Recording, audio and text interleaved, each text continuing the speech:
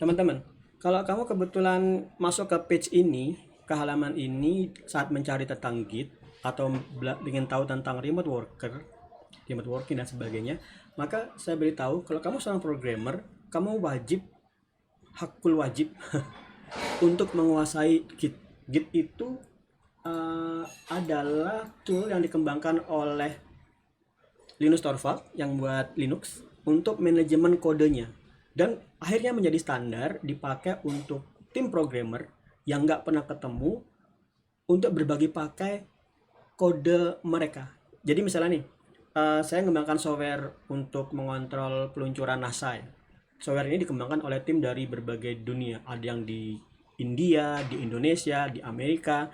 Kemudian kode itu harus terpusat tentunya, tapi semua orang harus punya akses dan semua orang harus bisa ngirim hasil kerjaannya. Misalnya di Indonesia disuruh buat kode untuk ngatasi monitoring kapan melepaskan tabung bahan bakarnya.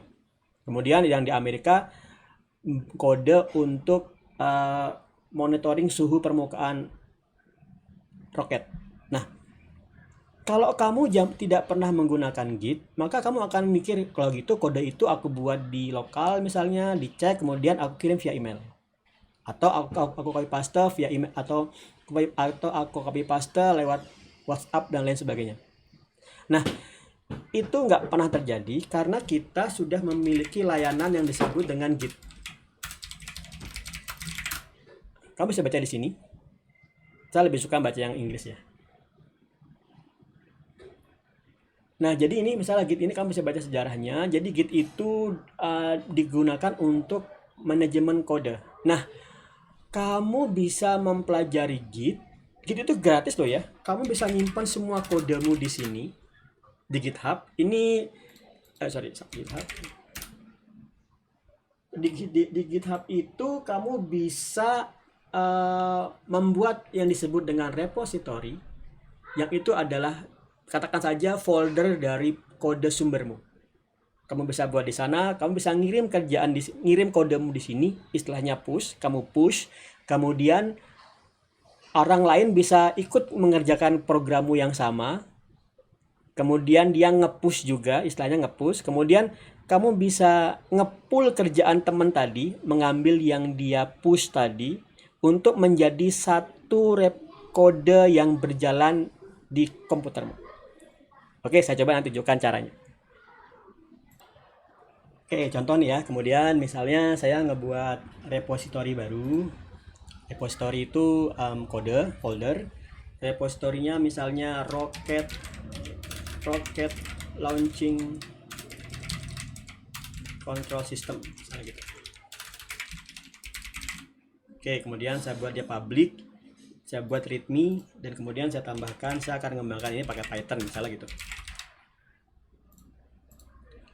Create, kemudian saya clone,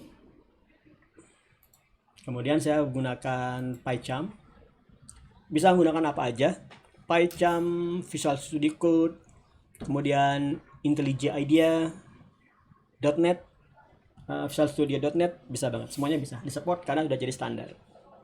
Kemudian saya ambil dari ini, dari Git, saya paste di sini, saya testing dulu. Alright, benar. Oke. Saya clone, saya open.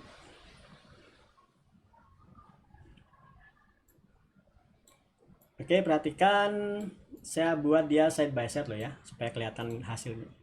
Oke, coba misalnya di sini, oh sebentar. Saya buat satu, oke ini readme ya, readme aja deh ya, nggak usah kode. Readme. Misalnya readme-nya ini kosong ya, kemudian saya tambahkan nih. Hai, ini adalah kode untuk meluncurkan roket yang dikembangkan oleh negara-negara berikut misalnya gitu. Indonesia dong pertama, USA, tadi apalagi satu lagi ya, Indonesia, USA, katakanlah India, misalnya gitu. Setelah ada perubahan yang ditandakan dengan dia berwarna biru, saya simpan. kayak saya commit namanya pakai tombol Ctrl K, kemudian saya pakai nama saya Ctrl spasi, saya pilih nama saya, kemudian saya keterangan di sini initial commit karena yang pertama tuh biasanya initial commit. Saya commit dan saya push itu ngirim ke sini. Kita tunggu hasilnya. Push, coba saya tutup dulu ya. Saya push, lihat di sini, pushing 1 2 3. Ya, selesai. Push successful. Kalau successful, kamu bisa refresh di sini dan kodenya ada. Nah, kodenya ada. Nah, kemudian artinya nanti cara saya tadi menggunakan itu kan mengcopy, katakanlah mengcopy ke lokal itu dengan clone kan. Artinya orang lain, tim lain bisa mengclone yang sama, kemudian bisa nge-push yang sama dan bisa melihat perubahan yang kamu lakukan. Itu yang disebut dengan Git. Nah, ini introduksi singkat dengan Git. Nah, untuk kemudian layanan yang menyediakan Git ada banyak, nggak cuma GitHub. Tapi yang paling populer itu GitHub, sekarang dimiliki Microsoft. Yang kedua itu adalah Bitbucket. Bitbucket ini yang dimiliki oleh Atlassian dan terkenal banget karena Atlassian itu punya produk yang disebut dengan Jira. Atlassian. Nah, Jira itu dipergunakan di metode pengembangan software yang disebut dengan Scrum, diantaranya Scrum.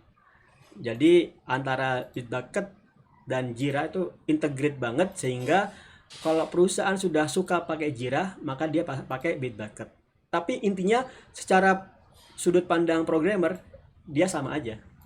Menggunakan ini aja. Satu lagi, ada lagi yang disebut dengan GitLab. Kalau kamu programmer pribadi, saya sarankan kamu menggunakan GitLab. Misalnya punya project yang ingin diprotek loh ya, di private, saya sarankan GitLab. Tapi itu dulu. Saya belum mengecek yang terbaru, kalau nggak salah sekarang GitHub itu sudah punya repository private.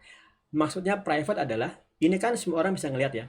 Kan kadang-kadang kita nggak mau dong kode yang sensitif ini bisa di-clone semua orang, maka kita buat yang private. Nah, sekarang sih dengan diambil alih oleh Microsoft, GitHub itu sudah mensupport repository private. Seperti ini misalnya, saya tunjukkan private. Kalau dulu harus bayar loh, sekarang udah enggak. So, itu dia sedikit introduksi singkat tentang GitHub, tentang Git, yang ini adalah fondasinya. Kenapa saya sebut fondasi? Contoh gini, misalnya kamu nge-push kode, kemudian ada orang lain nge-push kode. Gimana kalau orang lain nge-push kode yang pada baris yang sama?